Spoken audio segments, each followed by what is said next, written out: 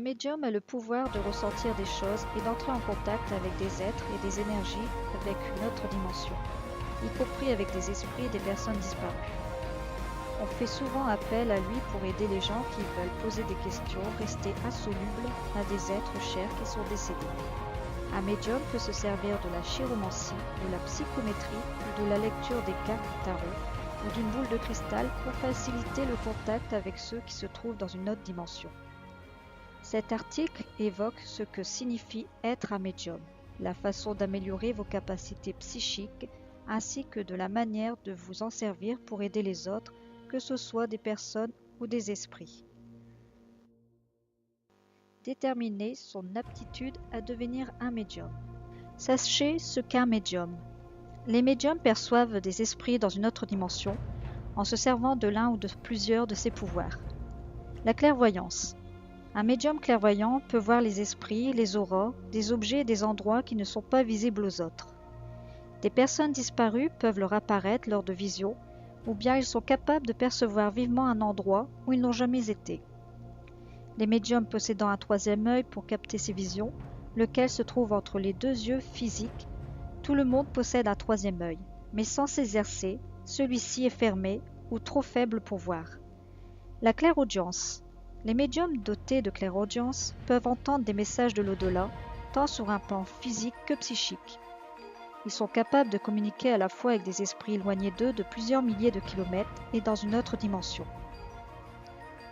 Clairsentence. Les médiums doués de clairsentence vivent leur communication psychique via leurs sens, le goût, l'odorat et le toucher. Ils peuvent ressentir la douleur ou le plaisir de l'esprit avec lequel ils sont reliés autant que celui d'une personne qui se trouve dans la pièce. Déterminez votre niveau de capacité psychique. Tout le monde possède plus ou moins des capacités psychiques, lesquelles nous permettent de ressentir de façon intuitive les sentiments d'autres personnes et de nous connecter avec notre être spirituel.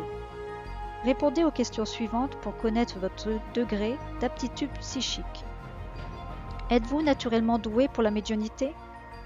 Certaines personnes ont des visions, entendent des messages ou ressentent fortement la présence d'un esprit à un très jeune âge. Ils ne savent pas forcément ce qu'ils vivent avant de devenir adultes. Une aptitude naturelle à la médiumnité extrêmement rare. Êtes-vous clairvoyant, clairaudient ou clairsentant?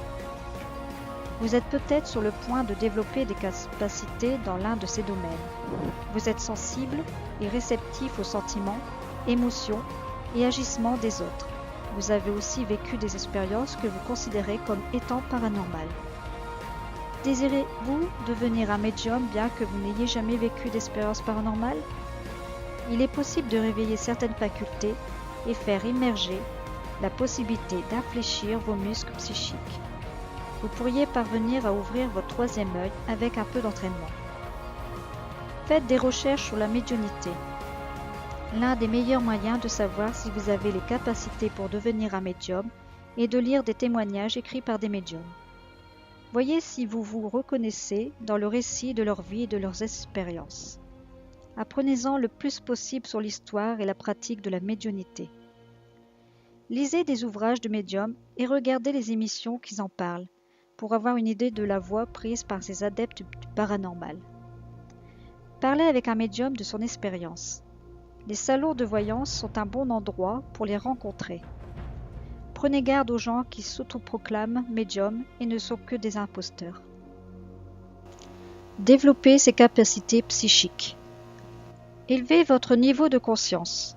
La médiumnité consiste à s'ouvrir au message de l'au-delà. Essayez les méthodes suivantes pour augmenter votre état de conscience et ouvrir votre troisième œil. Soyez attentif à votre intuition. Ne négligez pas vos rêves.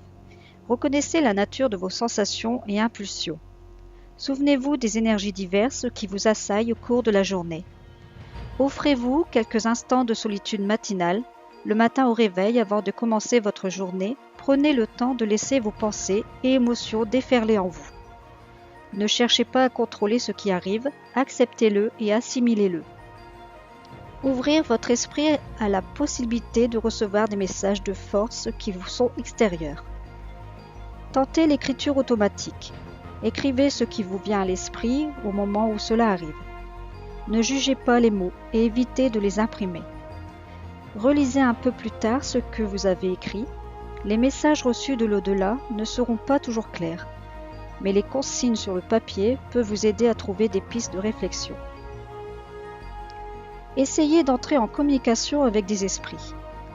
Trouver et se joindre à un cercle de médiumnité qui recueille des messages de l'au-delà peut être un bon moyen de débuter. Cela vous donnera une idée du cadre dans lequel on peut obtenir des communications efficaces. Quand vous êtes à l'aise avec la procédure, tentez-la vous-même ou invitez d'autres médiums à se joindre à vous. Réservez une pièce calme de votre intérieur à cet usage. Tamisez l'éclairage et éteignez les lumières. Quelques bougies peuvent créer une atmosphère de spiritualité. Dites une prière ou une invocation afin de favoriser la communication, puis appelez les esprits à vous joindre. Sachez reconnaître la présence de l'esprit ou des esprits qui se manifestent. Autorisez-vous à recevoir des images, des mots, des sensations, des odeurs, quel que soit ce que l'esprit veut vous transmettre. Demandez à l'esprit de s'identifier. Si vous recevez une réponse, répétez-la à haute voix. Continuez à communiquer avec l'esprit en posant des questions et en recevant des réponses. Sachez qu'à ce stade précoce de l'expérience, vous ne serez pas capable de maîtriser l'effet que peut avoir sur vous la communication. Vous pourriez être effrayé ou vous pourriez ressentir de la douleur. Vous saurez mieux contrôler vos relations avec l'au-delà quand vous aurez développé vos compétences de médium. Envisagez de participer à un atelier ou à un cours de médiumnité. Des librairies et des centres de spiritualité peuvent vous fournir des renseignements à ce sujet.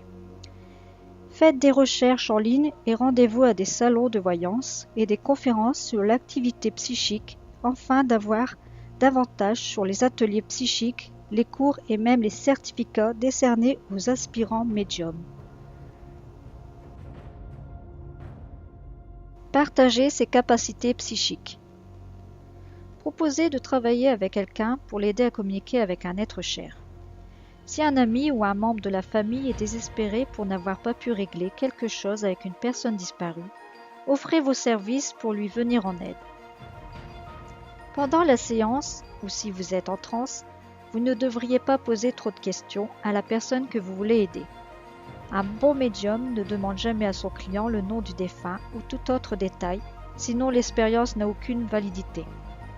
C'est à vous de confirmer le nom du cher disparu, son activité dans la vie, sa date de naissance, son allure, comment il est décédé, et ainsi de suite.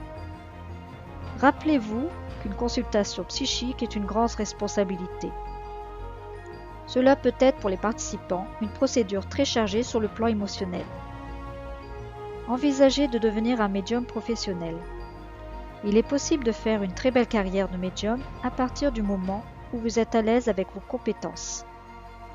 Montez un site en ligne pour y offrir vos services, réservez une pièce à cet usage chez vous ou louez un local destiné à la pratique de séances avec des clients.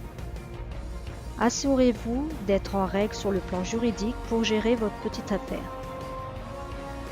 Parlez à d'autres médiums à propos du mode de fonctionnement de leur affaire qui leur a le mieux réussi. Évoquez aussi le montant de leurs honoraires. Rendez-vous à des salons et des conférences sur la médiumnité. Faites imprimer des cartes de visite et distribuez-les lors de ces manifestations ou bien inscrivez-vous pour avoir votre propre stand. Conseil. Un médium crédible et précis ne lit pas dans les pensées. Souvenez-vous que les médiums sont aussi des humains. Il leur arrive de se tromper. Avertissement. Si vous pensez sérieusement développer vos compétences, il est vivement recommandé de trouver un enseignant chevronné qui peut vous former en matière de développement psychique via des cours ou en tête-à-tête. Les pouvoirs psychiques peuvent être très puissants et devraient donc être utilisés à bon escient.